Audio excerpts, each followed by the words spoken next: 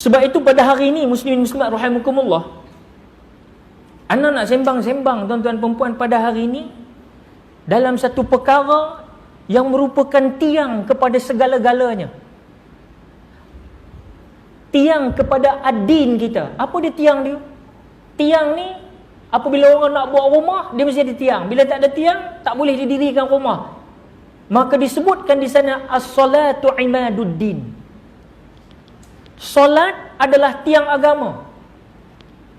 Ana yakin dan percaya di sini ada dibahaskan kitab Minyatul Musalli, kitab kerukunan solat, insya-Allah. Tapi hari ini bukanlah kita nak tunjuk sembang pandai, tidak.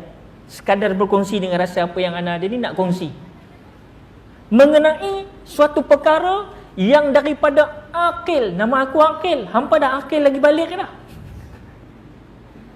Kita semua daripada sedari umur 7 tahun dididik ad-dibu ni, didik dengan solat. 10 tahun tak solat, rotan yang tidak menyakitkan, rotan dengan tujuan mendidik, sampai 15 tahun akil lagi balik. Kalau khususnya lelaki, kalau perempuan mungkin 9 tahun, maka dia telah tertanggung zimmah ke atasnya untuk menunaikan solat. Maka ketika itu tuan-tuan perempuan muslimin, kita bersolat ini, yang ana umur 50 tahun ni, maknanya main bab solat ni dah lama dah, sampai umur 50 tahun. Itu ana 50 tahun.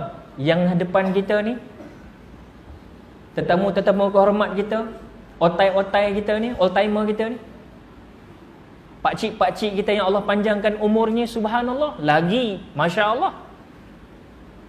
Perjalanan pengembaraan rohani dalam solatnya lagi Masya Allah. Sebab itu otai ni penting, dia ada dua. Satu otai masih berbisa, satu otai masih berdosa. Itu kena jaga-jaga. Muslimin muslimat rahimakumullah, solat satu perkara yang menjadi kewajipan. Masa anak kecil-kecil dulu ada penceramah datang di Copenhagen, kampung ana, di Masjid Ar-Rahman. Masa tu saya kecil lagi.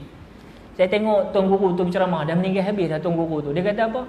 Mungkin ada orang akan bercakap, kita ni ustaz daripada pagi subuh tadi sampai ke malam, sampailah sebelum beruban, sampai dah beruban, sampai rambut panjang, sampai janggut dah panjang, menyapu lantai.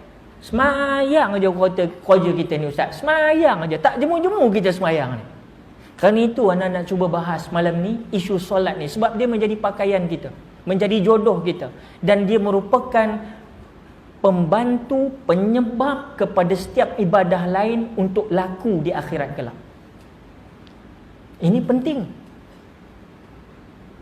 Sebab yang pertama-tama sekali dihitung dan dinilai di hadapan Mahkamah Qadi Rabbul Jalil nanti bukan ibadah haji, bukan ibadah zakah, bukan ibadah as-saum puasa, bukan, tetapi apa dia?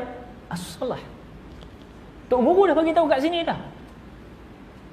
As-salah dulu dikira. Jadi amat penting. Sehinggakan solat kita bagi lelaki tak ada maaf bagimu. Nindia berselerat wayak dekat hospital Taiping, solat kena solat.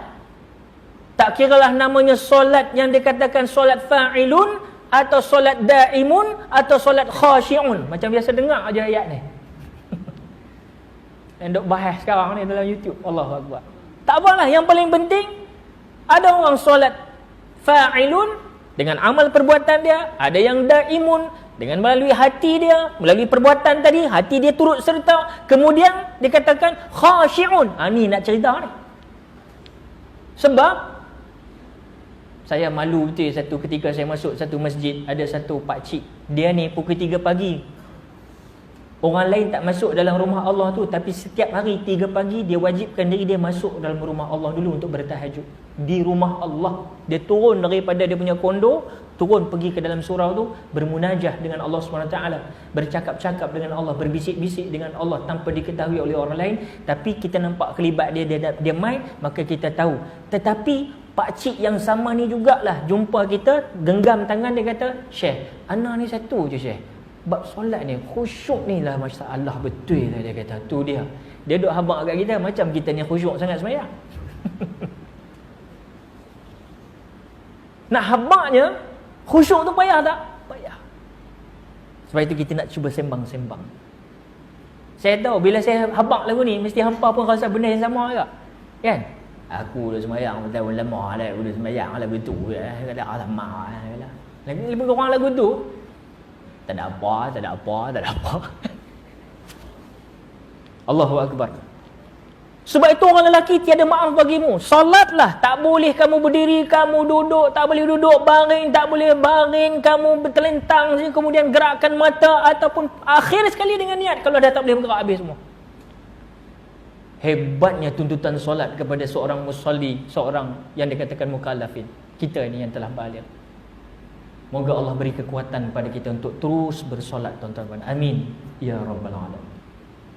Kaum ibu, alhamdulillah, ada puasa dalam bab solat. Itu champion kaum ibu ni. Pantang tegur aja, hang tak solat ke Mila? Cuti katanya. Tak solat ke? Cuti. Dah dekat sebulan cuti. Itu bukan haid, itu penyakit namanya. Itu bahas dalam bab haid dan nifas dan sebagainya.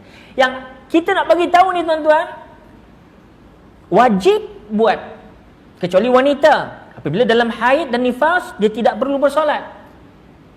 Tetapi apa yang kita sebut solat ini, si ibu tetap memberitahu kepada anak, walaupun dia dalam keadaan uzur, dia tetap beritahu. Bang Long dah sembahyang belum? Bang Cik dah sembahyang belum? Angah dah sembahyang belum? Dia akan titipkan suara di kedengaran tu kat rumah. Bapak tak biasa sebut, bapak batuk aja dia lari dah. Mak ni yang bising dari dapur, dah sembahyang belum? Dah sembahyang belum? Dah sembahyang belum? Tuan-tuan, sembahyang ni kita ambil dulu kod ayat bab sembahyang. Sembahyang mana? Sebab kita ini bukan orang Arab. Orang Arab, bak kata lagu Simawi, berjubahlah boh. Orang Arab sebut apa? Sebab apa tuan-tuan? Sebab apa? Hai, sentimental betul orang bekalan nahu. Hayya 'alas salam, hayya 'alas salam.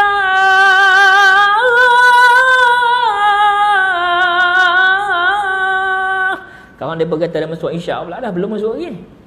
Kat luar ni. Solat. Betul? Kita semua ni pergi umrah belaka dah semua ada tuan-tuan. Ada para haji, para hujat, duyufur rahman semua ni. Sampai Mekah, solat kan? Pak Arab kata solat. Sampai kita di Penggalan Au, mana sembahyang belum? Sama tapi tak serupa. Tak dari segi bahasa. Jadi sembahyang ni asal dia, perkataan sembahyang tu asal dia daripada bahasa mana ustaz? Daripada bahasa Hindu, Sanskrit. Oh, itulah kita ada macam India sikit. Kita ni banyak tuan-tuan sebab kita main agama ni daripada tanah Jawa. Tanah Jawa dulu Majapahit. Majapahit ni didominasi oleh kerajaan Hinduism. Sebab itu dia punya spirit Hinduism tu kadang-kadang kita dah beriman dah, tapi cara pakai dia, cara adat dia masih ada lagi, kadang-kadang sedikit sebanyak, mungkin tak banyak, dah banyak buang pi, tapi masih ada lagi. Jadi sembahyang ni asal daripada bahasa Hindu Sanskrit. Dalam bahasa Hindu Sanskrit disebut sembah in hyang. Itu bahasa Sanskrit. Makanya sembah in hyang ini adalah bermaksud mereka menghayalkan sembahan dewa-dewa mereka. Itu sembahyang tu. Yang kata sembah in hyang dalam bahasa Sanskrit adalah suatu perkara golongan yang menghayalkan sembahan dewa-dewa mereka.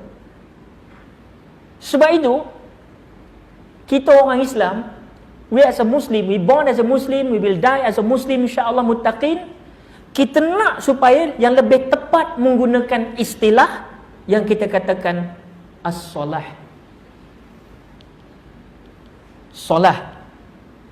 Solah ini lebih kena, solat ini lebih kena tuan-tuan. Sebab kita ambil daripada kalimah dalam Quran. Kita ambil kalimah daripada hadis-hadis.